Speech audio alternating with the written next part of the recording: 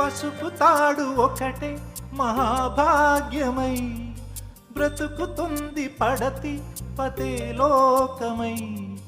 మగని మంచి కోసం పడే ఆర్తిలో సతిని మించగలరా మరే ఆప్తులు.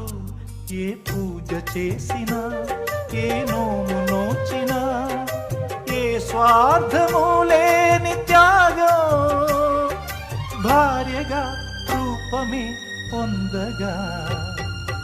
అపురూపమైనదమ్మ ఆడజన్మ, ఆ జన్మకు పరిపూర్ణత ఇల్లాలమ్మా.